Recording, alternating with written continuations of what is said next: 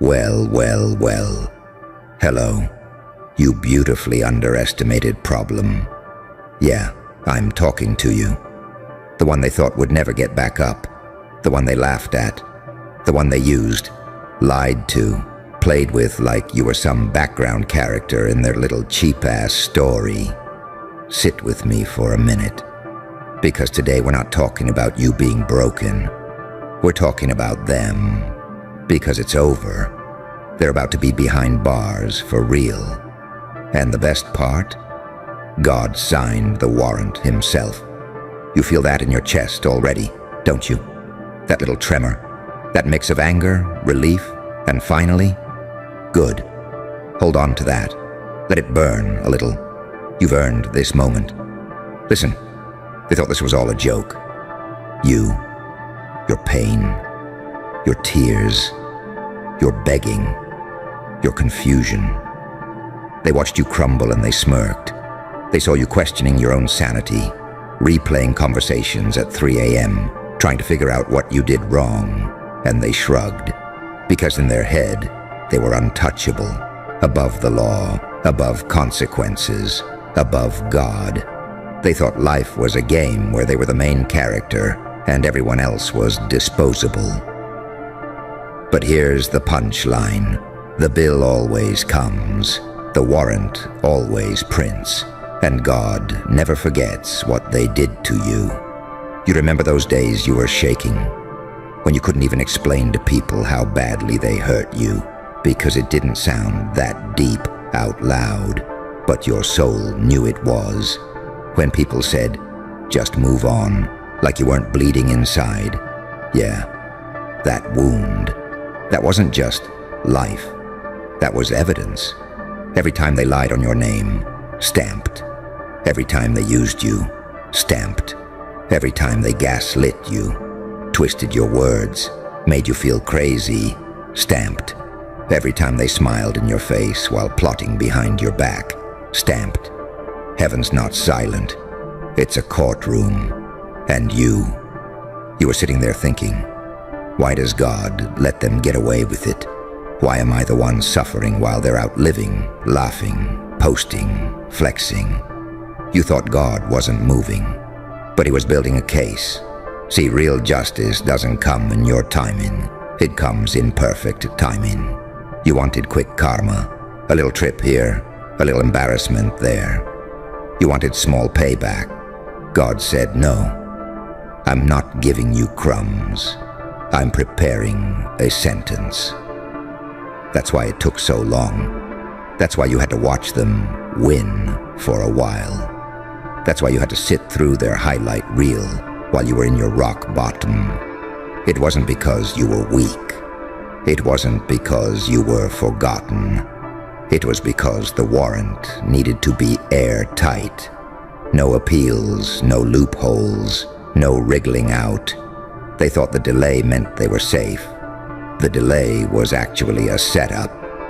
You ever see those criminals brag online, posting money that isn't theirs, showing off what they stole, flexing chaos like its personality? That's what your enemies were doing spiritually, bragging with what wasn't theirs, wearing blessings they didn't earn, walking in favor borrowed from your generosity, your love, your loyalty. They were bold, and God let them get bold, because nothing exposes character like comfort. When people think they got away with it, their mask slips. They start getting sloppy. They show who they really are. And they did. They showed God. They showed the universe. They showed every spiritual witness that was watching. You saw it too, didn't you? Their little patterns, the lies, how they treated people who couldn't benefit them, how they switched up on you when you stopped being useful. You weren't just hurt, you were a witness, and now that the case is complete, it's sentencing time. They're about to be behind bars for real. Now calm that little vengeful part of your brain for a second. This doesn't always mean physical prison, though sometimes life does get that literal. But understand something. There are many kinds of bars. There's the prison of reputation, where their name doesn't open doors anymore, it closes them. Their charm stops working. People see through them. Their lies don't land like they used to. The room doesn't lean in when they talk. The aura is gone. The mask is gone. There's the prison of consequences, where every little shortcut they took now comes back multiplied. Every time they stepped on someone to climb higher, the ladder breaks. Every door they forced open now shuts and bolts behind them. There's the prison of exposure, where everything they did in the dark gets dragged into the light. Screenshots resurface, stories align, patterns are recognized. People start connecting dots and realize, oh, it was them the whole time. And then there's the worst prison of all, the one in their own head, the prison where the games stop being fun, the applause stops ringing, and there's nothing left in the room but them and what they did. No distractions, no excuses, just silence and their reflection. That's where God is sending them. Not because you're perfect, not because you never messed up, but because they targeted what they knew was pure in you. They saw your heart, your innocence, your loyalty, and instead of protecting it, they exploited it. They thought you were weak. They thought your love made you stupid. They thought your forgiveness meant you were easy to play with. They didn't realize you were connected to someone who was taking notes. And I need you to really hear this. You weren't stupid. You were real in a world full of masks. You gave them love in a world obsessed with leverage. You offered them honesty while they were rehearsing scripts. You showed up raw while they were calculating moves. That doesn't make you naive. That makes you rare. You weren't the fool. They were. Because they thought they could mishandle someone God sent. Let that sink in. You weren't random. You weren't a placeholder. You weren't just someone to pass time with. You were a door God opened in their life. An opportunity to choose better, to grow, to heal, to change. Instead, they saw you as a free supply. Free attention, free emotional labor, free support, free money, free body, free everything. They didn't just hurt you. They disrespected the gift God put in front of them. And when you disrespect a gift like that, you don't just lose the gift. You lose the favor attached to it. That's why things are starting to feel off for them. Maybe you've even noticed little cracks. They don't look as confident anymore. Their eyes look tired in their selfies. Their laughs sound forced. Their circle is shrinking. Their wins feel strangely empty. They're starting to feel caged, even if nobody sees the bars yet. 'Cause God already stamped the paperwork. He already signed the warrant. He just hasn't served it publicly in front of everyone yet. But trust me, it's coming. Here's the part you don't see behind the scenes. While you were crying, God was watching. While you were texting paragraphs, they were leaving you on red, and God was watching. While you were defending them to people who saw the red flags you ignored, God was watching. While you were praying for them, hoping they'd change, God was watching. And at some point, God said, enough. Not because he hates them, that's not the point, but because he loves you, and he's not going to let you be the punching bag in a story he wrote for your elevation. So what's happening now? The script is flipping. They're entering their pay for it season. You're entering your watch what I do with your pain season. You, the one they called crazy. You, the one they joked about. You, the one they said would never recover. You, the one stuck replaying everything in your mind while they were outside, like nothing happened. You're about to watch the same people who left you in the dirt struggle to move without tripping on what they planted. They sowed betrayal. They're going to eat loneliness. They sowed lies. They're going to choke on their own reputation. They sowed manipulation. They're going to wake up surrounded by people who treat them the way they treated you. Disposable, transactional, cold.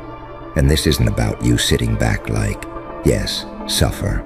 No, it's deeper than that. This is about you realizing you were never the problem because that's what they wanted you to believe. Right? That if you were just quieter, just less emotional, just less needy, just more chill, just more numb, they wouldn't have done what they did. They convinced you that their lack of effort was your fault. Their cheating was your fault. Their disrespect was your fault. Their distance, their coldness, their mood swings, their ghosting, all your fault. And you believed it. You apologized for things you didn't even do. You shrunk yourself so they wouldn't feel threatened. You dimmed your personality so they'd be comfortable. You worked overtime to fix problems you didn't create, while they sat there, arms crossed, watching you burn yourself out trying to earn love. That's not love, that's control. So when I say they're about to be behind bars, I'm not just saying they're getting what they deserve. I'm saying the spell is breaking. The spell they had over your mind, the illusion that they were above consequences, the belief that you needed them more than they needed you. That illusion is dying, because God is not just putting them in bars, He's releasing you from yours.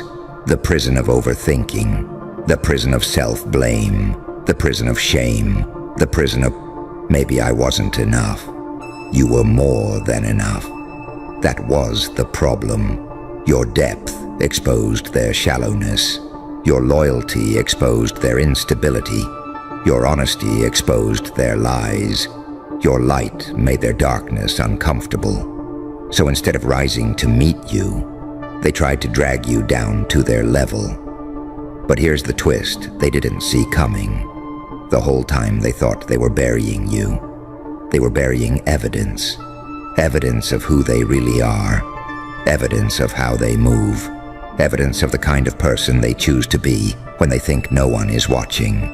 And now the judge is calling it out. Case by case, action by action, word by word, warrant, signed, sentence, loading. And you, your job now is not to chase updates on their downfall. Your job is to walk out of your own mental cell. Because you can't heal if you're still trying to monitor their karma like a Netflix series. You can't grow if your eyes are glued to their punishment. You can't step into your next level while obsessing over their crash. You are not the warden. You are the survivor. You're the one God pulled out of the wreckage. The one He kept alive when that heartbreak should have finished you. The one He kept sane when your mind was under attack. The one He held together while everyone else was busy tearing you apart. You think that was an accident? You think you're still here just to be bitter, to scroll, to stalk, to screenshot, to gossip about how they're finally getting theirs? No. You're still here because your story isn't over at, "They hurt me." That's just the ugly middle. Your story goes on to, "I healed, I changed, I elevated, I learned, I became untouchable in ways they never were." They're about to be behind bars for real. That's true. That's handled. That's signed. But the real plot twist is this. While they're getting locked into the consequences of who they chose to be, you're getting escorted out of the old version of yourself that tolerated that HT. The version that begged. The version that settled. The version that took crumbs and tried to bake a whole cake out of them. That version is done. You're no longer the easy target. You're no longer the emotional ATM. You're no longer the backup plan. You're no longer the soft landing for people who throw themselves off moral cliffs and expect you to catch them. You're about to scare some people with how much you don't care anymore. Not in a cold, numb way, in a healed way, in a I know my worth now way, in a I know God's got me way, in a I'm not begging anyone to see my value way. Because once you realize God saw everything they did and decided, yeah, I'm going to intervene, you stop needing closure from clowns. You stop needing apologies from cowards. You stop needing validation from people who couldn't even be honest with themselves. You get your closure from the fact that you survived. You get your closure from the fact that you leveled up. You get your closure from knowing the same God who signed their warrant is also signing your release papers. So, yeah, it's over. Not just for them, but for the version of you that thought you had to suffer to be loved. You're not the villain in this story. You're not the fool. You're not the extra. You're the one who walks out of the fire different, sharper, wiser, colder where you need boundaries, softer where you deserve peace. They're about to be behind bars for real. Let them. You've got a life to build that doesn't revolve around their damage anymore. You've got rooms to walk into where your name is honored, not handled. You've got people to meet who don't flinch at loyalty because they actually recognize it. You've got blessings that won't require you to bleed to maintain them. And while they sit in the prison of their choices, replaying all the times they laughed at your pain, you'll be somewhere they can't reach anymore, finally living like the sentence got lifted off you. You start to feel it before you fully admit it to yourself. That weight you were carrying around in your chest every day, it's not as heavy anymore. You wake up, and instead of immediately checking their page, their messages, their shadow, you just breathe. Simple, quiet, almost suspicious, right? Like, wait, why don't I feel like I'm dying today? That's the shift. That's what it looks like when the sentence starts lifting off you while it tightens around them. Because for the longest time, your mind was the crime scene. Every corner taped off with memories, every wall splattered with old conversations, old betrayals, old images of their face saying one thing and doing another. You walked through your own head like a detective who couldn't close the case, replaying evidence, zooming in, overthinking every detail. Maybe I misread that. Maybe I overreacted. Maybe I'm the toxic one. You turned yourself into the villain in a story where you were the one bleeding. That's how deep their manipulation went. They didn't just hurt you, they rewired you. They trained you to doubt your own reality. And you know what's wild? You are more loyal to the version of them in your head than they were to the real you in front of them. You believed in their potential. You fell in love with their good side. You stayed for the maybe one day. Meanwhile, the version they kept showing you, disrespectful, inconsistent, selfish, was the real one. The one they were comfortable being. The one they chose over and over. You were in love with their possibility while they were committed to their pattern. Sit with that for a second. Because once that clicks, something inside you snaps in a different direction. You stop feeling stupid for loving them. You start feeling angry that they took your light and tried to run off with it like it was nothing. And under that anger, there's something even stronger. this quiet, terrifying clarity. You start to see them for what they are. Not the monster you made them in your nightmares. Not the god you made them in your fantasies. Just small. A small, scared person who built a personality out of performances, lies, and power games. A person who couldn't stand in real love without ruining it. A person so terrified of their own emptiness that they tried to fill it with your soul. That's who's going behind bars. Not the perfect version you used to imagine. The real one. The one who looked you in the eye, promised you something, and then broke it like it was a joke. And while they get locked in that cage of their own choices, you start walking different. Not all at once. Not some dramatic movie montage where you wake up healed. It's messy. It's human. One day you still cry over them.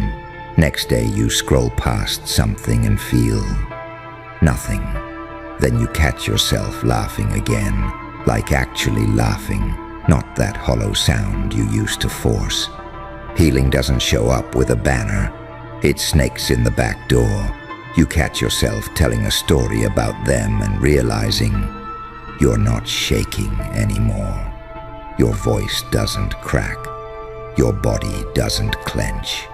That's your soul stepping out of the cell, and it messes with them, by the way. Oh yeah, don't get it twisted. They can feel it. People always know when their access is silently revoked. They feel the shift when you stop orbiting them emotionally. They feel the absence, even if they pretend they don't care. Their ego was feeding on your attention, your reactions, your pain. The moment you stop giving them that, it's like cutting off the electricity in their little circus tent. Lights out, no more show. They start poking at your energy.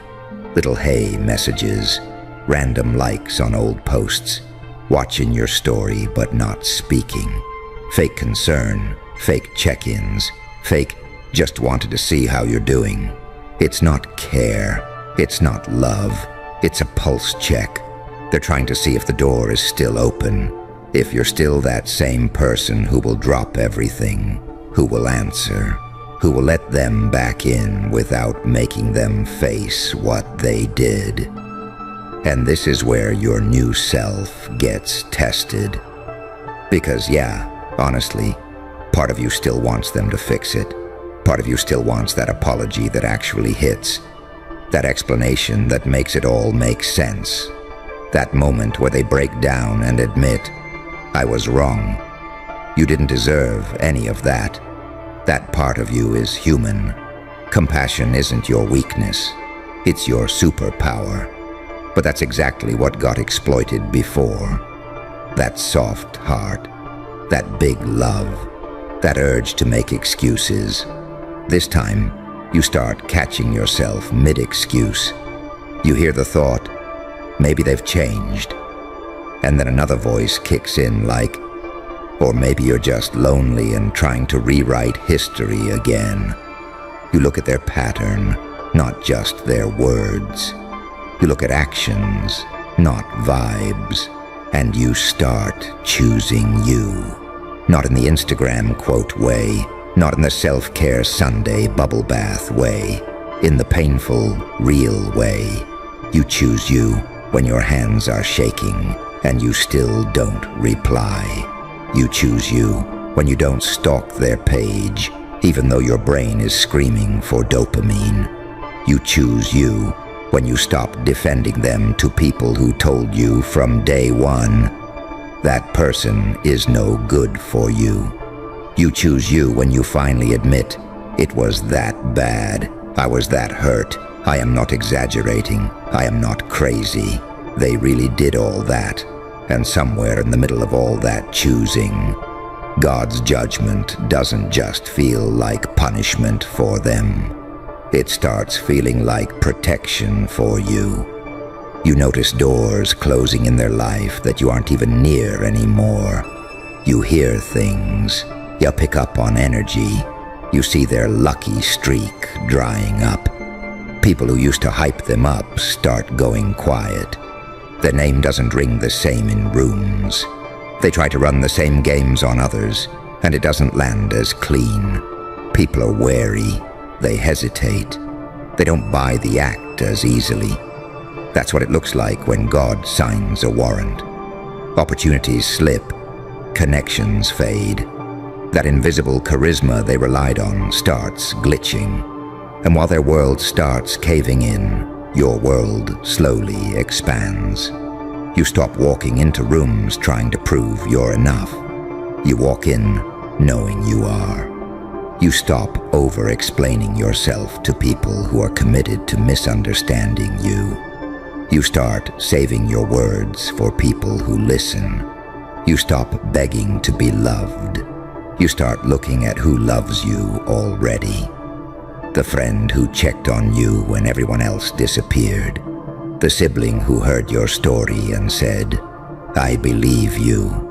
The stranger online who said what you went through and suddenly you didn't feel insane anymore. Those are your people. That's your real tribe. Not the ones who only came alive when you were shrinking. Not the ones who were entertained by your breakdowns but quiet during your breakthroughs.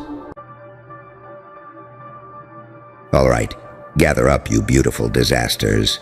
Yeah, I'm talking to you, the one who opened your mouth, dropped one sentence, and suddenly somebody's whole childhood started loading like a corrupted save file. The way you dropped that shit, you low-key speed-ran their childhood trauma any percent. That's the headline, right? You said something that wasn't even your deepest bar, and their soul flinched, like you hit a nerve they didn't even know they had. And now you're here, replaying it. Did I go too far? Am I the villain? Why did that one thing I said break them like that? Good.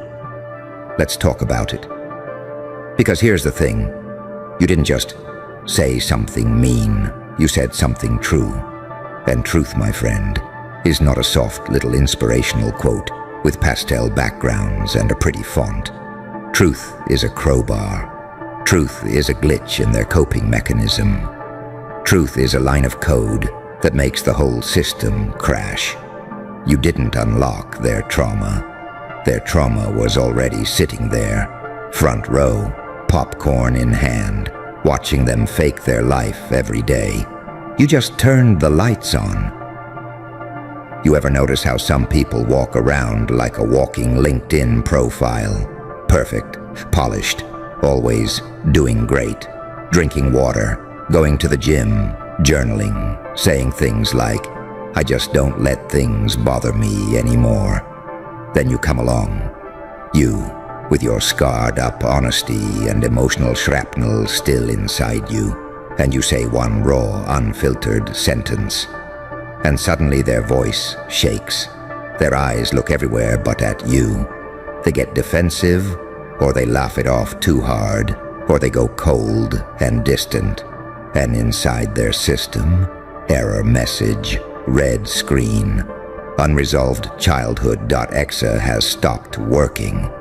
You didn't break them, you revealed where they were already broken. Let's be real.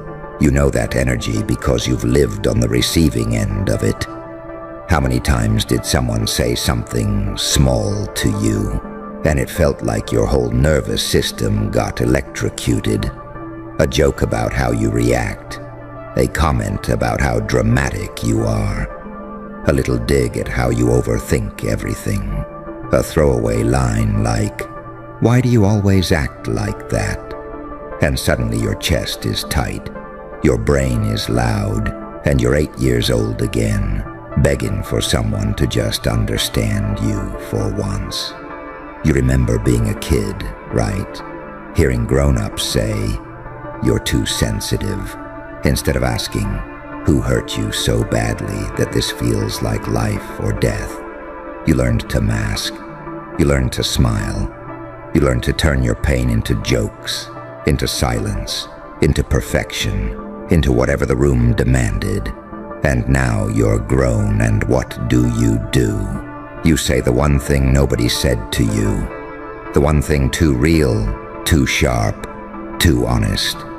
You took off the kid gloves in a world that lives in bubble wrap. So when you speed ran their childhood trauma, what really happened? You spoke past their performance. You didn't negotiate with their mask. You talked straight to the injured little kid still sitting in the dark behind their eyes. You said something like, "Why do you always need everyone to like you?" Or, "You're not actually chill. You're just scared of being abandoned." Or, "You don't set boundaries because deep down you don't think you deserve them." And suddenly, boom, their whole "I'm fine" persona evaporated. Of course they blamed you, because it is so much easier to say, "You're cruel," than to say, "Damn, you just described my whole childhood coping strategy in one sentence." Now listen carefully. You are not evil for seeing through people. You are not a monster for speaking the unspeakable. You are dangerous, and that's different. Dangerous because you have clarity. Dangerous because you have pattern recognition coded into your bones from everything you've survived. Dangerous because you can't unsee the truth once you've seen it. People like you, the ones who've crawled through their own psychological sewer, you come back with eyes that see through walls. You see the people-pleasing. You see the fake humility. You see the "I don't care" act. You see the way their jokes are just pain-wearing clown makeup. And when you speak, it cuts. But here's where you've been wrong. You thought your job was to be nice, to sand your edges down, to shrink your truth so no one flinches. You thought, "I hurt them, I must be bad." No, you didn't hurt them. You touched what was already hurting. Pain screamed because pain got named. That's not cruelty. That's a mirror, and people who are used to living in the dark hate mirrors. Now, I'm not going to sit here and pretend you've always used this power responsibly. Sometimes you fired shots just because you were angry. Sometimes you weaponized your insight. Sometimes you said the right thing for the wrong reason. To win, to dominate, to feel big. We're not going to dress that up. You know when you did that. You feel it in the pit of your stomach when you replay those moments. But that's exactly why this matters. Because the same mouth that can slice people open can also speak the sentence that frees them. You just never realized your words were that loaded. You thought you were just being honest. No. You were dropping nukes in a world built out of cardboard walls. Think about this. When that person reacted, got pissed, defensive, or shut down, did they for even 1 second look scared? Not angry, scared. That look isn't about you. That's the look of their childhood waking up. That's them hearing their mother's tone, their father's silence, that one moment on the playground, that one betrayal. That one time they cried, and nobody cared. You pressed play on a tape they've been dodging for years. Yeah, you speed ran their trauma. But the level was already built. You just refused to pretend it wasn't there. So what are you supposed to do now? Shut up forever? Never say anything real again? Dress your insight in soft, beige, corporate-approved language so nobody gets uncomfortable? Is that what you want? To be forgettable? To be tolerable? To be another one of those people that smiles and nods while watching their friends slowly self-destruct? That's not you. You wouldn't even be listening to this if that was you. You were built to notice the crack in the glass. You were built to call out the glitch in the matrix. You were built to speak into the thing everyone else is dancing around. But you have to learn the art of it, the ethics of it, the power of it. Here's the uncomfortable truth. You learned to read people so well because nobody ever read you. You learned to see patterns because nobody saw yours. You learned to analyze behavior because your survival depended on predicting moods, avoiding explosions, reading subtle shifts in tone and body language. That's not a quirky personality trait. That's hypervigilance dressed up as intuition. Of course, your words hit hard. They come from a brain that's been doing trauma analytics its whole life. But now you're not a kid anymore. You're not trapped in that house. You're not stuck with those people. Now that same skill can evolve. From survival mechanism into weapon into surgical tool. So let's talk about responsibility. Not the dull, guilt-heavy version. The powerful kind. Responsibility is realizing, if I can speedrun someone's trauma, I can also speedrun their awareness. Instead of dropping truth like a grenade and walking away, you can hold the silence after. You can let them react. You can say, yeah, that landed heavy. What are you feeling right now? You can learn the difference between, I'm saying this to win, and I'm saying this because it's time you stop lying to yourself. You can calibrate. You can slow down the speed run and turn it into a guided walkthrough. But here's the part nobody told you. You deserve to use that same power on yourself. You're great at seeing everyone else's wound. But when's the last time you talked to your own inner child without sarcasm? When's the last time you admitted, yeah, actually, I do all this analyzing because I'm terrified of being blindsided again? You think you're detached, neutral, observing. You're not. You're scared. You just turned fear into X-ray vision. So what happens when you aim that vision inward? When you drop a line on yourself like, you're not just chill. You're emotionally exhausted from always being on alert. You're not above drama. You just don't trust anyone enough to be vulnerable. You're not strong for handling everything. You were abandoned emotionally and had to become your own parent. Feel that little sting in your chest. That's your trauma speed running you now. Good. Stay with it. You're always so quick or feel guilty for hurting others. Try letting yourself hurt. For you. You know what's wild?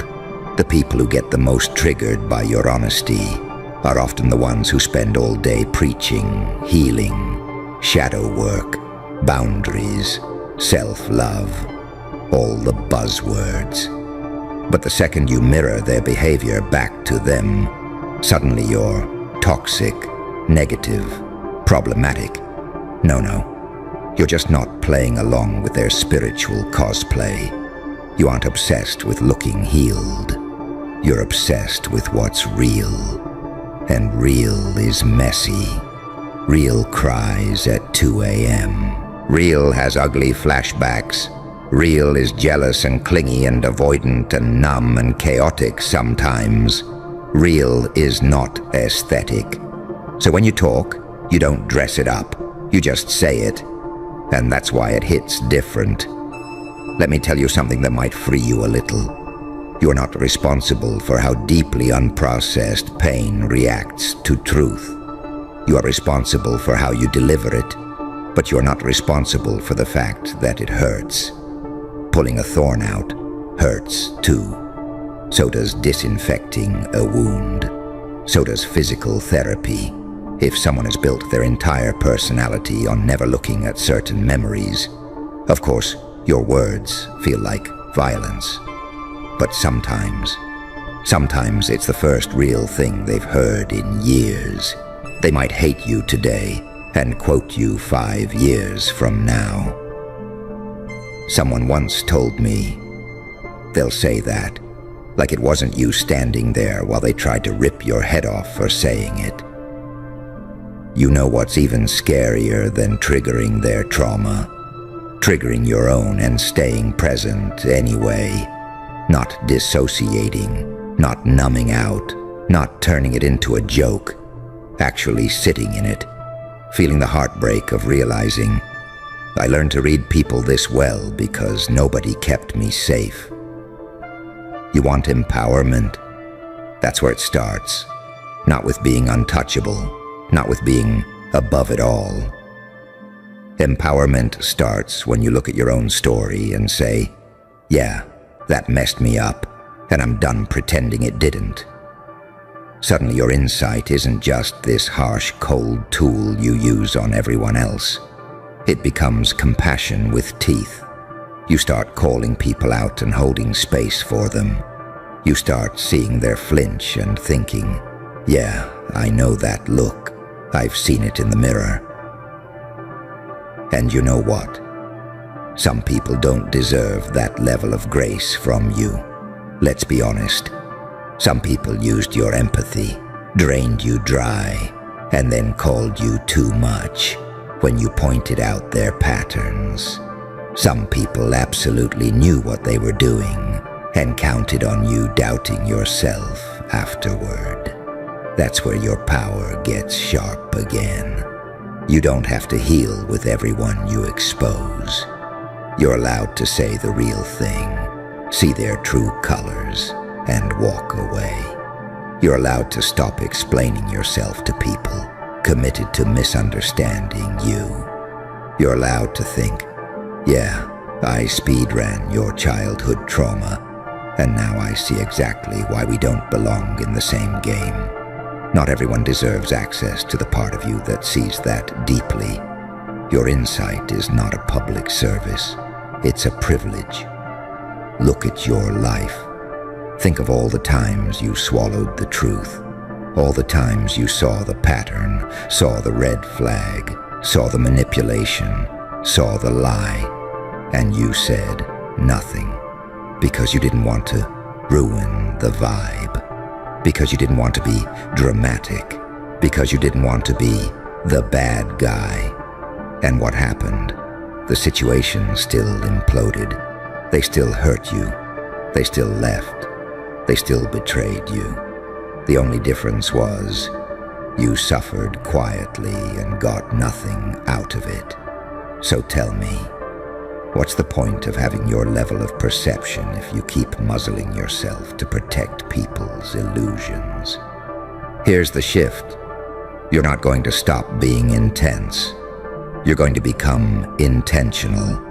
You're not going to stop seeing through people. You're going to stop arguing with what you see. You're not going to stop dropping truth. You're going to choose where, when, and why. You're going to check in with yourself and ask, am I saying this to punish or to wake them up? Am I saying this right now because it's needed or because I'm triggered? Do they even want the mirror? Or am I forcing it on someone still in love with their mask? And if the answer is, they're not ready, you keep your insight to yourself and protect your peace instead. That's power. You are not just the one who speedruns trauma. You are also the one who can speedrun growth if you choose.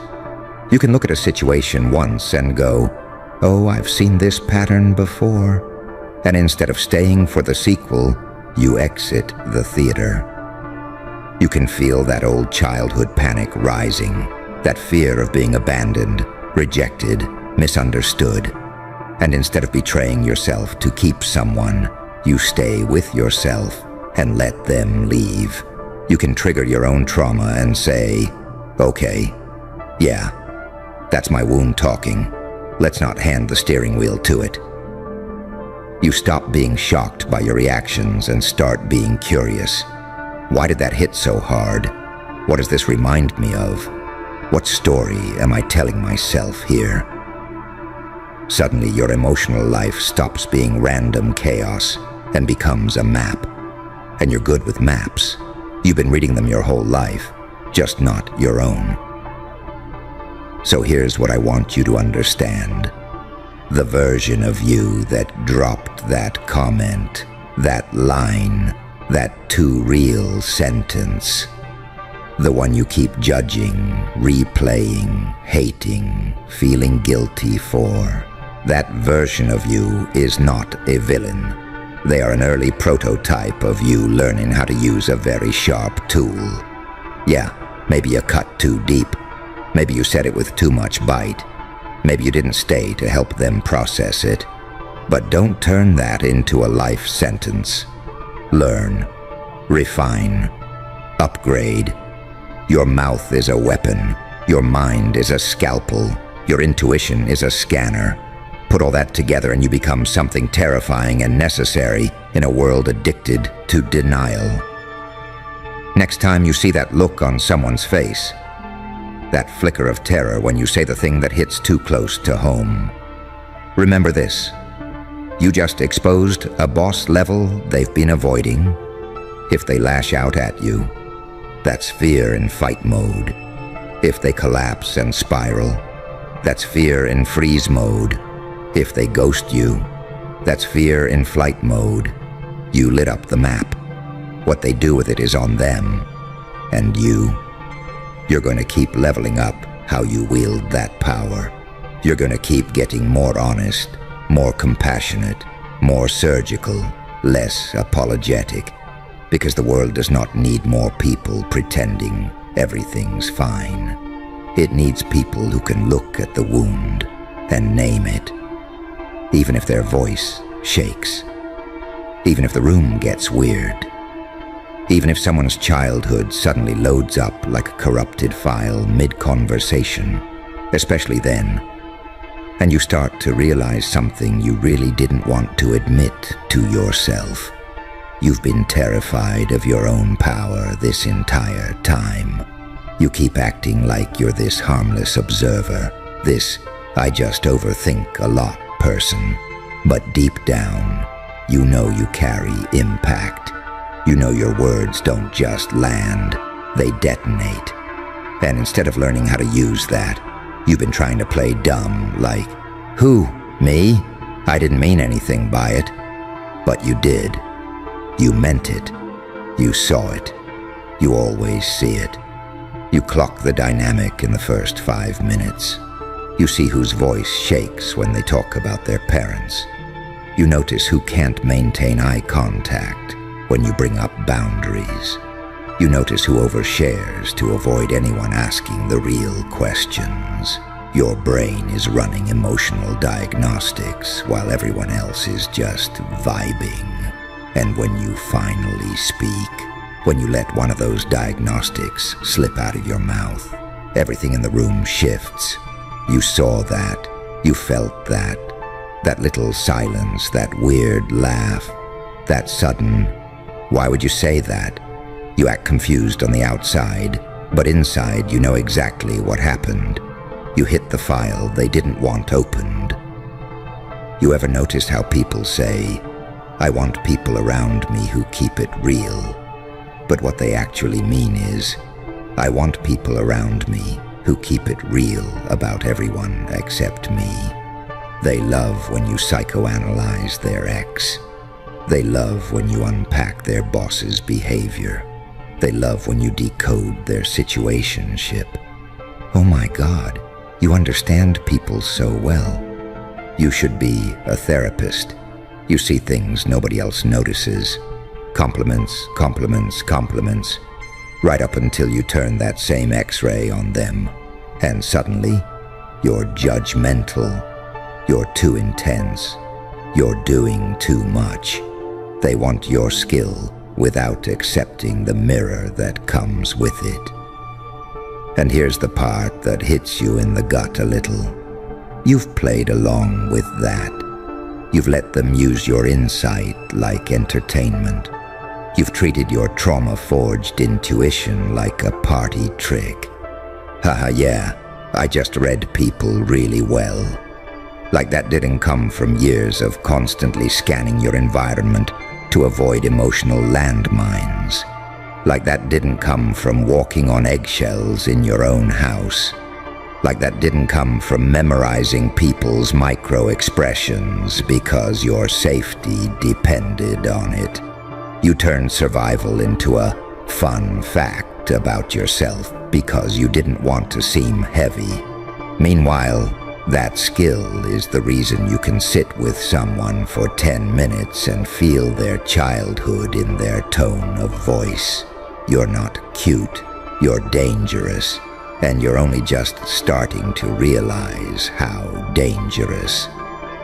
And yeah, that scares you, because if you're this sharp, if you're this precise, if you can get that kind of reaction out of people accidentally, what happens when you stop pretending you don't know what you're doing? What happens when you stop gaslighting yourself and admit, I know exactly why that line hit them where it did? That's when accountability walks in. That's when you can't hide behind, I didn't mean it like that, because you did. You aimed, you fired, and that's the thing you've been running from. Not the fact that you can hurt people, but the fact that you can change them. Because once you see that, once you accept that your words can reroute someone's entire self-perception, you can't go back to pretending you're powerless. There's a reason people like you feel both guilty and resentful at the same time. Guilty because you said that thing and watched somebody's face crack. Resentful because before that, you watched them lie to themselves over and over while you stayed quiet. You feel bad for dropping the truth, but you also feel sick remembering all the times you held it in and betrayed yourself. That tension in your chest, that's the war between the version of you that wants to be liked and the version of you that was born to drag things into reality. The version that wants peace versus the version that wants truth. And every time you open your mouth, one of those versions wins. You're in rooms where you can feel the emotional elephant just standing there, fully visible, stomping around. Everyone feels it. Everyone's uncomfortable. They talk around it, joke around it, drink around it, hook up around it, post aesthetic quotes around it. But you're the one whose skin starts crawling because nobody's naming it. That discomfort you feel, that's your signal. That's your system saying, this is what I exist for. You are not built to decorate the cage. You are built to rattle it. Of course your comments come out sharp. Of course your statements feel like jump scares. You're doing in one sentence what most people spend a decade dodging. And yeah, you've made mistakes with that. You've said it too fast. You've said it too harsh. You've dropped it in moments where the other person had zero capacity to hear it. Yo, you there? Yeah, you. The one who feels like life's been stomping on your chest for years and calling it character development. Pull up mentally for a second because I need you to really hear this. My gang. They stacked damn 300,000 plus people just to slow you a little. You understand how insane that is. That's not bad luck. That's not oops, life's random. That is engineered fuckery. And the wildest part, you still walk around acting like you're the weak one. I'm not that special, but look at the war zone. You keep telling yourself, I'm not that smart. I'm not that talented. I'm not built like those people. But explain this to me, genius. If you're so regular, why the hell does it feel like the whole universe has you on manual surveillance mode? Why is it? Every time you get serious about your life, some crisis pops up. Every time you start healing, some old wound gets poked. Every time you gain momentum, someone you love suddenly needs you to shrink again. That's not a coincidence. That's architecture. That's a 300K man slowdown system installed around your life. Like you're a fucking nuclear reactor. You don't build a fortress around an empty field. Namano. The 300K isn't just people. It's roles you're imagining 300K soldiers in uniforms. Nah, it's more subtle than that. Those 300,000 plus people aren't just some army marching in a straight line. They're scattered, hidden, wearing masks. The teacher who told you, "You're smart, but don't get ahead of yourself." The parent who said, "People like us don't dream that big." The friend who laughs a little too hard when you talk about your plans. The boss who keeps you just comfortable enough so you're scared to leave. The partner who gets insecure every time you start taking care of yourself. The strangers in your comments yelling, "You changed, bro." Every one of them is a brick in the wall around you. Some of them aren't evil. They're just afraid. Afraid of what happens if you actually stop playing small. Afraid of what your success says about their excuses. So what do? They stack more people, more opinions, more pressure. They build a 300,000 chorus singing the same fucking song in your ear. Chill. Relax. Don't be so intense. Stop trying so hard. Why can't you just be normal? Tell me that's not war. The system doesn't hate you. It fears what you'd become unplugged. You think the system hates you. No. Hate is emotional. Hate is sloppy. This is cold, calculated, disgustingly efficient. They don't want you destroyed. Dead people don't pay taxes. They want you distracted. They want you exhausted. They want you tired enough to comply, but not tired enough to rebel. So they give you just enough money to survive, not enough to breathe. Just enough praise to stay, not enough to grow. Just enough comfort to numb you, not enough to heal you. And then they sprinkle social media dopamine hits, porn, junk food, cheap drama, endless content that keeps your brain buzzing but your soul empty. And you think you're lazy. Nah, you're strategically sedated. If they genuinely thought you were harmless, they wouldn't need 300K plus people to keep you in check. Your whole life, they've been telling you you're too much. Let's be real for a second. You've heard this before. You're too intense. You think too deep. You overreact. You take things too seriously. You know what that really means. You notice too much. You see the cracks. You refuse to swallow the bullshit. And that makes you dangerous. You as a kid, you were asking uncomfortable questions. You were pushing boundaries. You were dreaming ridiculous dreams that adults rolled their eyes at. They weren't annoyed. They were worried. They saw it early. If this one ever learns how to focus, we're fucked. So they start early.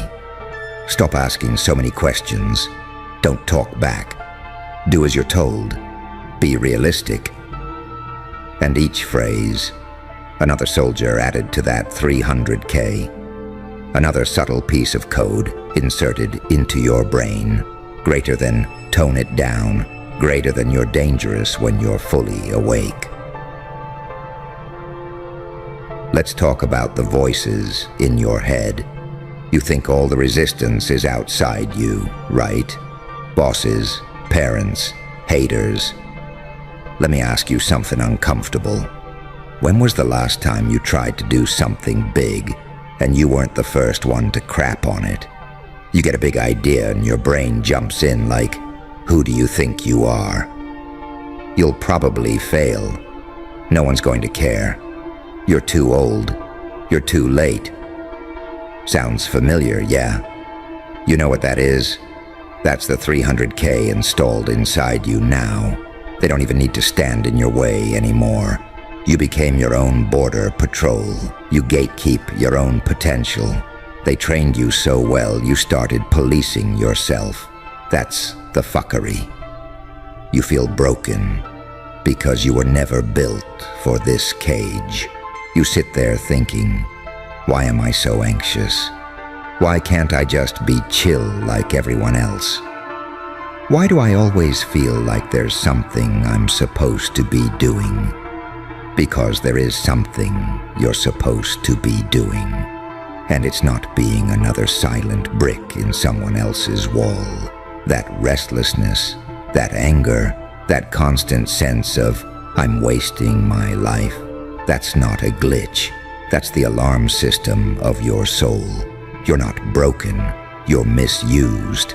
Like using a rocket as a paperweight. Of course it feels wrong. Look at the evidence, not your feelings. Let's strip away emotions for a second. Just logic. Fact 1. Your life has not been easy. It's been obstacle after obstacle, like a video game ramping difficulty every level. Fact 2. You've survived shit that would have turned other people into permanent victims, but you're still here, still thinking, still wanting more.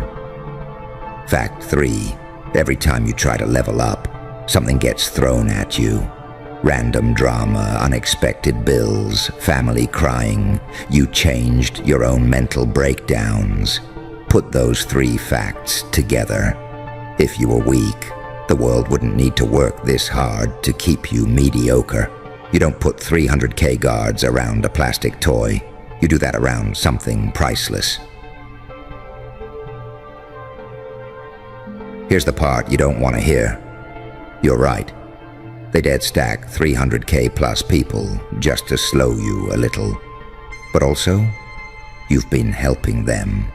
Every time you scrolled instead of building, said maybe tomorrow to something that mattered, stayed where you were disrespected because at least it's familiar, lowered your standards and called it being humble. You signed their paperwork. You co-signed your own imprisonment. This isn't to shame you. This is to wake you up to something brutal and freeing. If you helped build the prison, you can also help tear the shit down. You've been playing on easy mode of your own life. You've been acting like your story is hard mode. But listen closely. Emotionally, spiritually, you've been on easy mode. Easy mode looks like numbing instead of healing, complaining instead of planning, talking about it instead of doing it, pretending you're confused when you actually know what you should be doing. Hard mode. That's when you look in the mirror and say, yeah, they set me up to fail. Yeah, they stacked whole armies against me. But if I keep cooperating, that's on me now. That's heavy. That's grown. That's where the real game starts. You scare them because you haven't even gone full power yet. Here's what really keeps them up at night. You haven't even seen what you look like fully locked in. They're terrified of the version of you who sleeps enough to think clearly, eats like their body actually matters, cuts off the friends who thrive on your stagnation, says no to anything that disrespects their potential, gets obsessed, in a healthy, ruthless way, about one main mission. You've been playing distracted, underfed, half asleep, emotionally tangled. And even that version of you is still causing problems, still waking up, still asking, is this all there is? No wonder they stacked 300K plus. They're not stupid. They know if you ever snap and decide, greater than I'm done playing their game, you become a glitch in their system, an anomaly, the one person in your circle who proves it was possible this whole time. They don't want that, because once one person breaks out, others start questioning their own cage. You are the what if they're terrified of. You think you're just another person going through life. No, you're the, what if he actually makes it? What if she really leaves? What if they don't need us anymore? You are that scenario, the uncomfortable one, The one that keeps people clinging to you, not because they love you, but because they fear who they'll be forced to confront in themselves if you actually go. So they guilt trip you, gaslight you, downplay you, mock your ideas, all for your own good, right? Nah, for their comfort. You don't need permission to stop cooperating. Here's the twist. They can stack 300,000 plus people, but they still don't control the only part that actually matters. Your decision. They can block your lanes, slow your timeline, throw distractions, attack your confidence, but they cannot press the quit button inside your head. They can't force you to stop trying. They can't physically remove the vision you see when you close your eyes at night. Only you can do that. And you've been doing it. Quietly. A little more each year. Today is where that shit stops. Not with fireworks. Not with some fake new you Instagram post. But with a brutally simple shift. Greater than, even if it takes me longer. Greater than I'm not living their script anymore. Greater than I'm writing mine. Pain is the interest on your unused potential. Let's talk about your pain. You keep asking, why do I feel so empty? Why am I so angry? Why am I always tired? You know what that is? That's the interest stacking on the potential you never cashed in. You were supposed to spend that energy on building, creating, breaking cycles. Instead, you spent it on arguing with people who were never going to understand you, chasing validation from people who are scared of your growth, overthinking instead of executing. So what happens? That energy curdles, turns into anxiety, frustration, numbness. You're not suffering because you're not enough. You're suffering because you are enough and keep refusing to act like it. They slowed you, but they didn't stop you. Read this carefully. They stacked 300K plus people, not to end you, to slow you. You know what slow implies? You're still moving, even beat up, even discouraged, even confused. You're still here, still breathing, still thinking, still searching for a way out. You know how many people fold way earlier than you did? Millions. You're not behind. You're dangerously alive in a world that profits off dead souls inside living bodies. They did everything to drag your speed down to 0. You're still at, what, 10%? 5%? Cool. Now imagine what happens when you start turning the dial. On purpose. It starts with the most disrespectful thing you can do to the system. You want to know the most disrespectful thing you can do to this entire 300,000 plus setup? Take yourself seriously. Not in a corny, I'm the main character way. In a quiet, terrifying way where your actions finally match your potential. That looks like saying no without writing a 3-paragraph apology, logging off when your brain feels slimy from scrolling, actually finishing the thing you said you'd start, letting people be mad when your growth exposes their stagnation, allowing yourself to want more without immediately shrinking it with, but what if? Every time you choose that, it's like firing one of those 300K. Unfollow that draining account. That's one. Stop trauma bonding with friends who only talk about problems. That's another 100. Set a boundary with family. There goes a whole regiment. You don't need to fight all 300K in a day. You just need to stop feeding them. You've always felt like the odd one out for a reason. You thought being the weird one was a curse. The one who feels everything too deeply. The one who never quite fits in. The one who can't just accept, this is life. You thought it meant you were defective. Nah, it meant you were misplaced. You were never meant to blend in with people who gave up on themselves. Be understood by people whose only ambition is comfort. Be validated by people who can't see past next weekend. Your sensitivity, weapon. Your intensity, fuel. Your overthinking, strategy waiting for direction. Once you turn all that inward, toward building instead of breaking yourself, you become the exact thing they were trying to slow down from day one. You're not here to prove them wrong. You're here to prove you right. Listen closely. If your whole mission becomes, "I'll show them," they still own the script. You're still reacting to them. Still living in the orbit of people who underestimated you. That's too small for you. This is bigger. Greater than "I'm not doing this to prove them wrong." I'm doing this because deep down, I know what I'm capable of, and I'm sick of betraying that version of me. You don't owe your past doubters a damn thing. You owe that kid version of you, the one who dreamed crazy, who fell to everything, the full effort you've been withholding. So what now? No cheesy ending. No, and from this day forward, everything changes, fairy tale. You're still surrounded by bills, trauma, doubt people who won't understand this version of you, the 300K plus. Most of them are still in position, still watching, still betting on your patterns.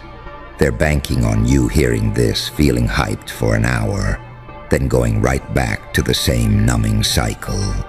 You know your history, you know your patterns. That's exactly why this hits.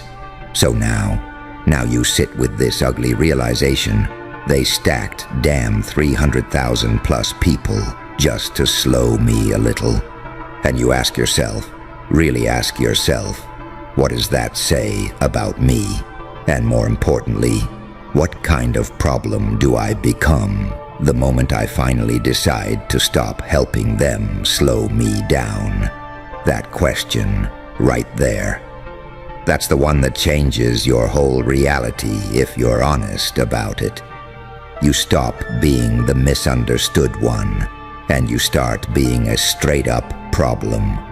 Not a glitch, not a nuisance. A problem the system has to respect. Because think about it for a second. Up until now, they've been playing you on predictability. They know you'll get hurt, you'll spiral, you'll freeze, you'll get rejected, you'll overthink, you'll self-destruct, you'll get stressed, you'll procrastinate, you'll numb out. You're not random to them. You're a pattern. That 300K plus stack. It's not just people, it's predictions. Push this button and you crumble. Say this sentence and you doubt yourself. Throw this distraction and they disappear for 6 months. They've had you coded like a fucking NPC. The second you stop helping them slow you down, you invalidate that code. You go from greater than if we guilt trip them, they'll stay, to greater than shit. They didn't fold this time. That moment, that's when you turn into a problem. You know what kind of problem you become. You become the one person in your bloodline who doesn't just complain about the curse. You actually break it. You become the one friend in the group who doesn't just talk about one day. You actually cash that in. You become the coworker who walks in different, moves different. Not because you're pretending, but because you're actually done being emotionally housebroken. And yeah, that's exactly what's been happening. You've been emotionally housebroken, rewarded when you shrink, punished when you expand, praised when you're easy, shamed when you're honest. Over time, you learn. If I turn the volume down on my soul, I get less resistance. You thought that was survival. It was cooperation. The second you stop doing that, you become unpredictable. They can't forecast you anymore. You say no where you used to say, It's fine. You block what you used to tolerate. You walk away from tables you used to beg to sit at. And everybody goes, "You've changed." You're damn right you did. You stopped being a domesticated threat and started becoming a free one. Here's the part that stings a bit. Yeah. The first stage of stopping this cooperation feels like loss. You lose. People who only liked you when you were dimmed. Spaces that only welcomed you when you were silent. Opportunities that depended on your self-betrayal. You're going to look around and feel like your world is shrinking. You'll be tempted to run back because you're used to equating crowded with valuable. You're used to believing, if lots of people are around me, I must be doing something right. Meanwhile, half of them are there to feed off your confusion. When you stop helping them slow you, the room empties. At first it feels like abandonment. In reality, it's filtering. The 300K isn't gone. You're just not open for public access like you used to be. And yeah, it feels weird when you stop being easily accessible. You were the text at 2 a.m. with all my drama person. Can you fix this for me? Person. Can I vent for 2 hours and never change anything? Person. People didn't see you. They used you. And you called it being a good friend. When you stop playing that role, I'm not available like that anymore. I can't keep giving my energy to this. I love you, but I'm not doing this cycle again. They'll call you selfish. They'll call you cold. They'll call you fake. Because the moment you stop being their emotional landfill, they actually have to look at their own trash. That's why you were so valuable to them as a slowed-down version of yourself. As long as you were stuck, they never had to move. The second you stop helping them slow you, you force a choice on everyone around you. Grow with me or watch from a distance. And a lot of them will choose the distance. You become the kind of problem that exposes comfort as a cage.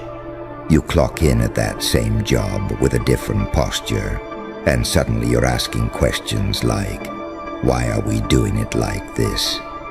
Why is everyone okay with this pay? Why is this culture normal to us? They'll say you're ungrateful. You're just awake. You sit at the family table and refuse to laugh at the same trauma jokes. You don't dance around the same elephants in the room. Suddenly, greater than you're too serious. Greater than you're making things awkward. You're not making it awkward. You're refusing to keep hosting dysfunction as entertainment. You become a problem because everywhere you show up, you bring pressure with you. Not fake alpha pressure, not loud ego pressure. You bring the pressure of greater than, I know we could do better than this. And that energy makes people either level up or exit.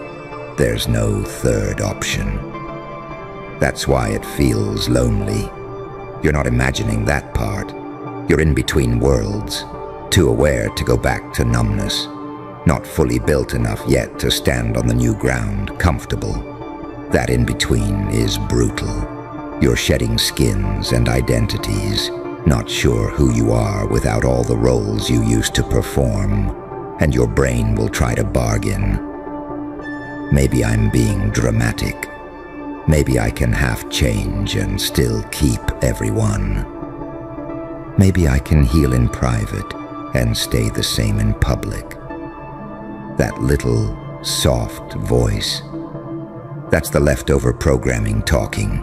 Because the 300K don't just walk off the field because you had an epiphany. They send in new tactics, guilt, nostalgia, tempting shortcuts, old triggers dressed in new clothes. You become a problem when you stop falling for the same shit, even when every part of you wants that old numb comfort back. You start moving different in the smallest ways first. Nothing flashy, Nothing for the camera, just real shit. You wake up and actually make your bed, not because it's cute, but because chaos doesn't get to be your baseline anymore. You drink water instead of reaching for dopamine poison first thing. You sit in silence for 5 minutes instead. All right, lean in, you little insomniacs, because today I'm talking straight to you. You. Yeah. The one who thinks nobody really notices. The one who scrolls, overthinks, second guesses, and then shrugs like, I'm not that deep in anyone's head. Let me ruin that illusion for you. You have no idea how many people fantasize about you non-stop. If you actually saw the list, sleep would be, what's that word again? Oh, right, impossible. Because it's not just crush fantasies. No, that would be cute, safe, boring. I'm talking about the ones who rehearse arguments with you in the shower, rewind old conversations and twist every word, screenshot your posts, and zoom in on details you don't even see. Imagine entire futures with you that you never signed up for. Build little revenge scenarios in their heads where they finally put you in your place, and you're sitting there thinking you're forgettable. You're not forgettable. You're intrusive, invasive, infectious.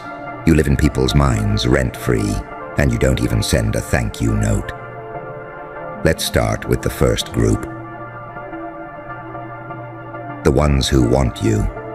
You know that person who likes something from months ago by accident? Yeah, that's not an accident. That's a deep scroll gone wrong.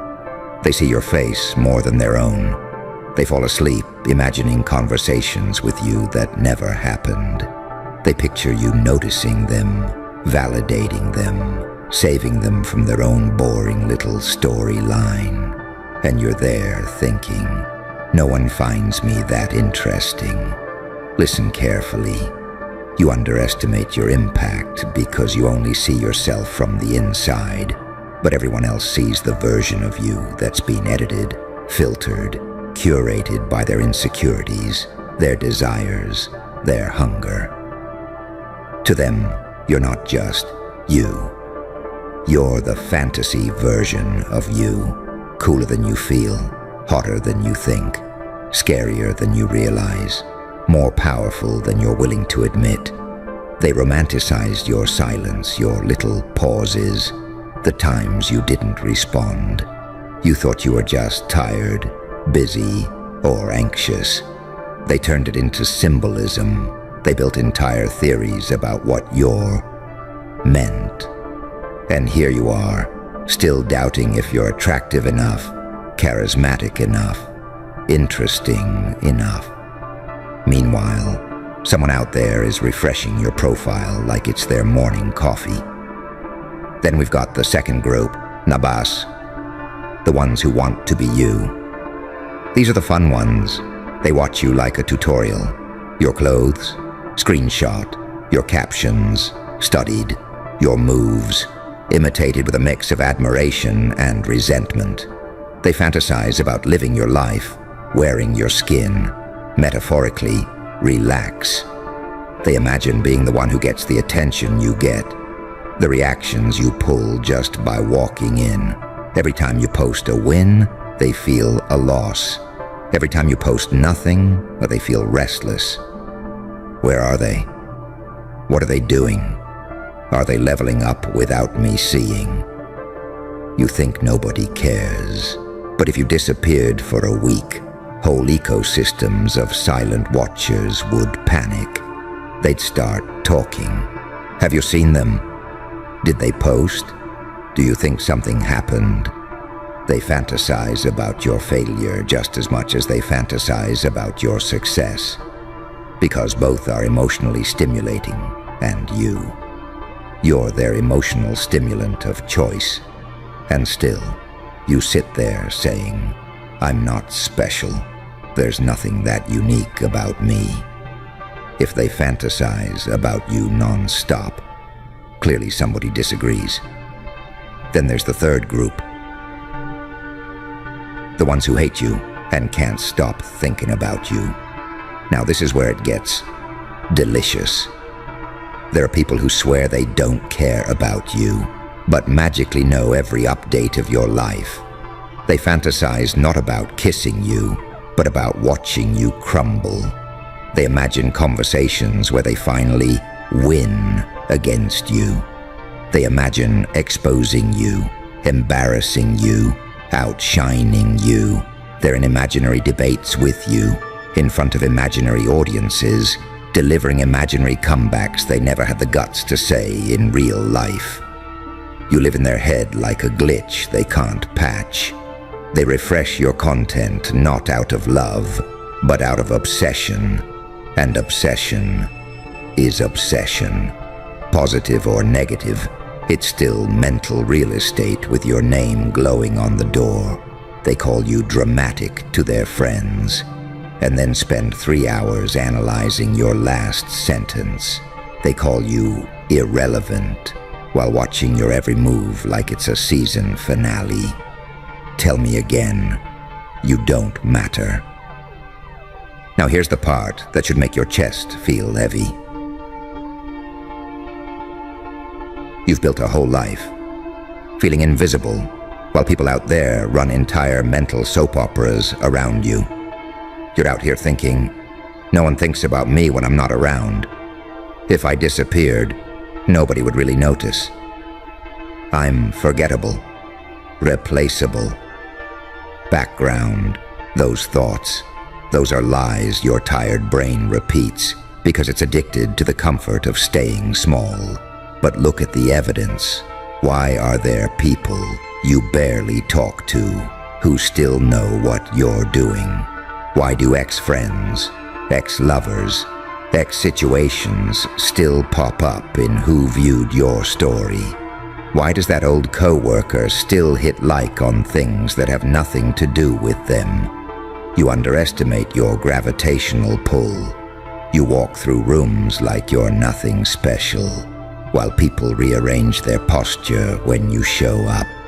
You text like you're annoying them, while they've been waiting all day for your name to appear on their screen. You think you're the quiet side character. You're not. You are the unresolved storyline they cannot put down. And here's the twist. Their fantasies are a mirror. If they fantasize about you winning, it's because they see in you the bravery they're still scared to live. If they fantasize about you failing, it's because your existence threatens their entire identity. If they fantasize about being with you, it's because they believe you're the missing piece that makes them finally feel enough. Whether they love you, hate you, envy you, desire you, your face, your name, your voice, your memory is carrying weight. You think you're ordinary because you see yourself with all the behind the scenes. They're watching the highlight reel. You see the bloopers, they see the movie, and you let your version win. You let your insecurities dictate your story, while their fantasies about you are larger, louder, more dramatic than anything you give yourself permission to be. You realize how backwards that is, right? Now let's talk about you wasting this because, yeah, I'm going to say it.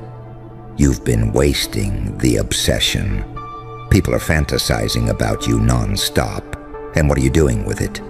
Overthinking texts, doubting your next move, playing small in front of people who'd kill to have your raw material, shrinking in front of people who literally wish they were you when they're alone at 3 a.m. You know what's really crazy? There are people who are more committed to watching you than you are to building you. They show up for every update, do you? They never miss a post. You keep missing your own potential. They never get bored of you. You get bored of yourself and quit halfway. You see how sick that is? Let me ask you something uncomfortable.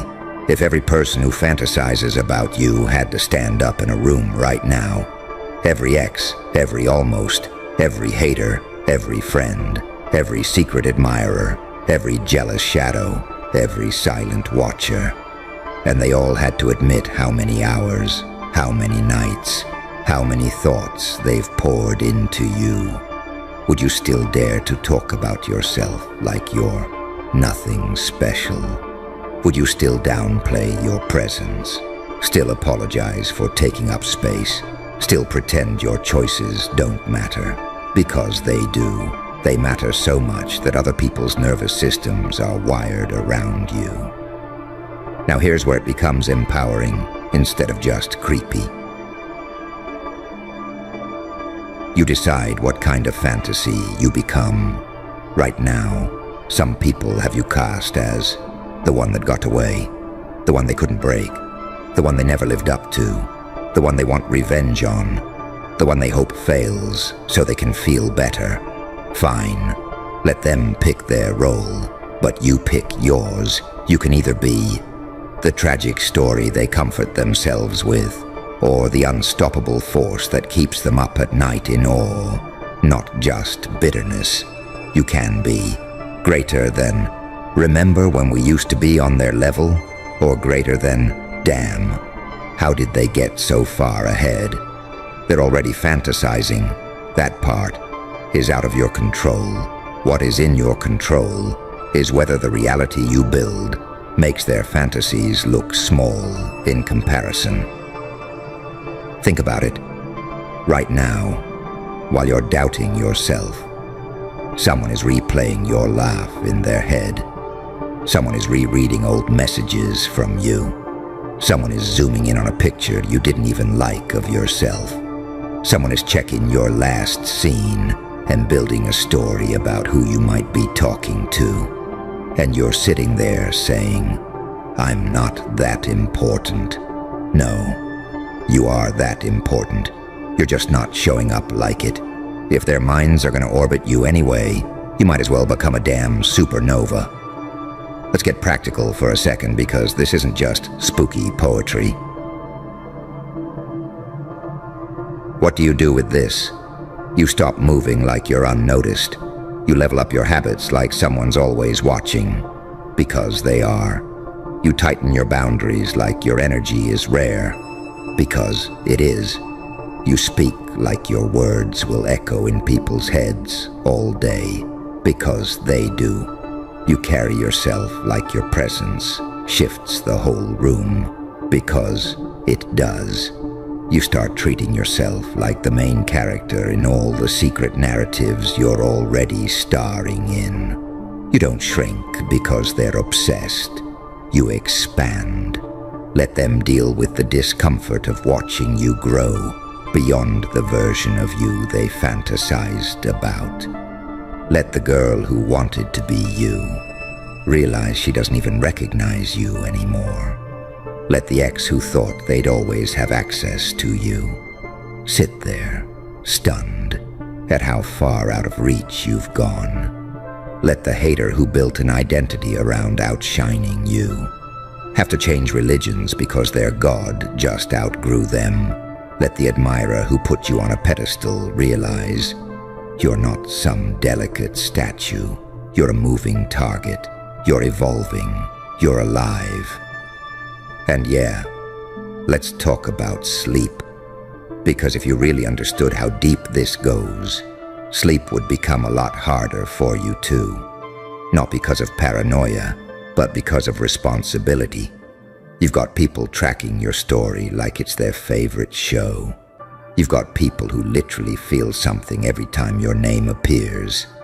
That kind of influence, that's not small. Every time you accept less, they see it and adjust their standards. Every time you tolerate disrespect, they think, oh, so that's okay. Every time you dim yourself, they think, guess they weren't that bright after all. But every time you rise, every time you walk away, every time you choose better, every time you improve, they have to rewrite their entire script. You don't just change your life when you level up. You change the fantasies built around you. You make some people proud. You make some people sick. You make some people obsessed in a whole new way. But either way, you force the world to update its version of you. Do you get it now? You're not neutral background noise. You're not some quiet little side note. You are a trigger for desire, for jealousy, for inspiration, for rage, for regret, for obsession. People fantasize about you because your existence activates something in them. And it's about time you let your existence activate something in you. So here's the ugly truth dressed as a gift. There are people who will never admit how much you live in their head. They'll joke about you. They'll downplay you. They'll pretend you're easy to replace. But their browser history, their saved photos, their late-night spirals, their accidental likes, their shaky little hearts when they see your name pop up, tell a completely different story. And instead of wasting your energy trying to guess who's obsessed, who's watching, who's replaying your every move, use this as your baseline assumption. You are being perceived. You are being imagined. You are being replayed. Act accordingly. Walk like someone is taking notes. Speak like your voice will echo. Protect yourself like your energy is rare. Build yourself like your future self is already watching you from the other side, smirking, saying, "Took you long enough to realize." Because once it truly sinks in, once you accept that you're not some invisible ghost drifting through other people's lives, yeah, sleep. Sleep becomes a lot harder to justify when you finally wake up to what you really are. And once that hits you, it's like this switch flips in your brain and you can't unknow it. You're lying in bed, staring at the ceiling, and it just lands in your chest. Like, wait, I'm literally the main character in people's intrusive thoughts. And that changes things. Because every time you said, "I don't matter," you were arguing against reality. Every time you played small to keep the peace, you were disrespecting the entire emotional ecosystem orbiting around you. You've got people spinning, losing sleep, spiraling over what you said, what you didn't say, what you meant, whether you meant it, who you're talking to, where you're going, and you barely even show up for your own life. You wake up, scroll, complain about being tired, drag your feet through the day, like you're some background extra shuffling across the scene, while somewhere, right this second, someone is literally staring at your profile picture, building an entire life around the idea of you romantic, jealous, bitter, hopeful, obsessive, all of it. And you treat your next move like it's optional. You know what's wild? You've probably felt this from the other side before. Think about the person you used to stalk online, the one you checked up on, even when you swore you didn't care anymore. The one whose little updates could ruin your whole mood, or make your whole day. You ever notice how they'd post something and your stomach would flip? How their silence felt louder than some people's constant noise? Yeah, now flip that. You are that person for someone, maybe for multiple someones. Every tiny shift you make sends ripples through nervous systems you'll never see. And when you forget that, you move like your actions are harmless, meaningless, disposable. You tolerate disrespect because, whatever, it's not that deep. You stay in rooms that drain you because, it's not that bad.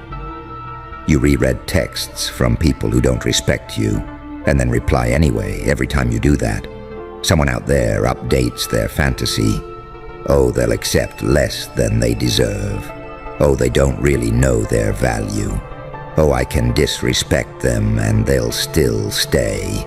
And that sticks that thing you brushed off as no big deal became part of the script other people run when they think of you. Here's the crazy part. Yeah, you're not just living in their fantasies. Their fantasies are trying to write you. There are people who already decided your role in their story without your consent, without your input, without your awareness in someone's head.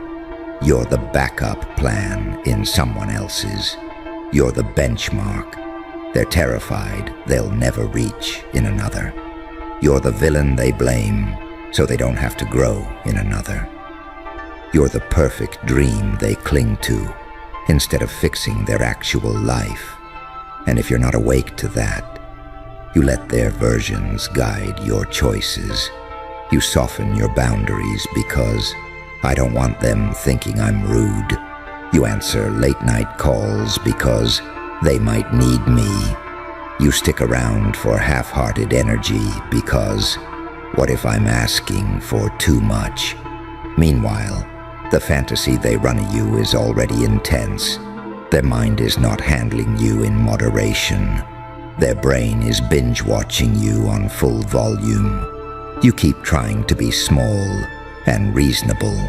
They've never once played you in their head at half speed. Picture this for a second. You walk into a room, you feel awkward, overthinking how you look, who's judging you, what they notice your mind. Do I look weird? Did I say the wrong thing? Am I annoying? Should I be quieter? Their minds. There they are. They look different today. Why does my chest feel weird? Don't look too long. Don't stare. Don't be obvious. They catalog what you wore, how you laughed, who you sat next to. They replay it later while brushing their teeth, lying in bed, spacing out in class or at work. You went home thinking, hey, I was kinda off. Nobody really cared I was there. You have no clue. You just fed entire storylines inside people's skulls.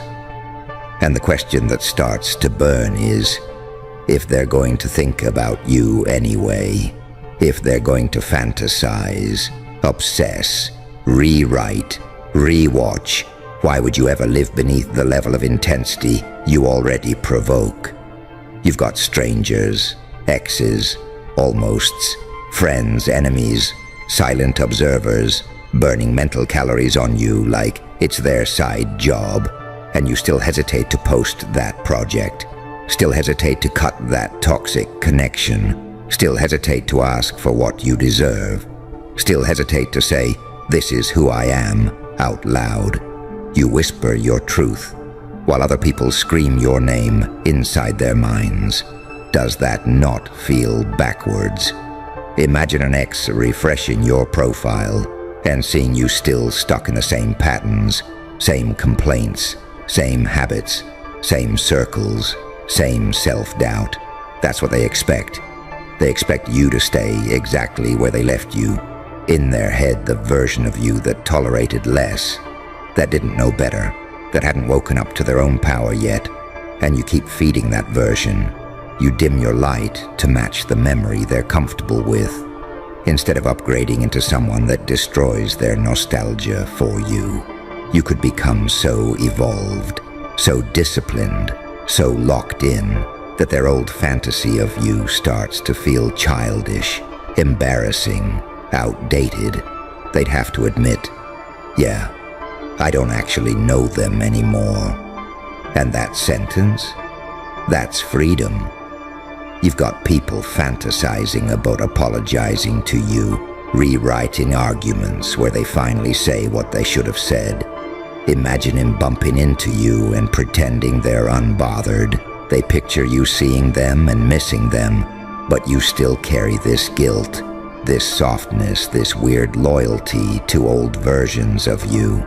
You think you owe it to the past to stay recognizable, like if you grow too hard, too fast, too bright, you're betraying some earlier version of yourself or the people who knew you back then. Meanwhile, their brains are running. What if montages starring you every other night? What if you loved them back? What if you never left? What if you failed? What if you came crawling back? What if you stayed stuck? You have a chance to turn every one of those what-ifs into, damn, I really misread them. Wow, I underestimated them. I did not see that coming. And yeah, it stings a little because you start to realize how many of your decisions were shaped by this desperate urge to be liked, to be understood, to be fair.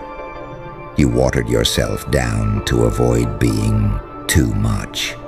You let people breadcrumb you because at least it was something you accepted, half presence, half effort, half love, while they went home and thought about you fully, full impact, full emotion, full obsession. They held nothing back in their fantasies but with you. They gave crumbs and you took them. That part hurts.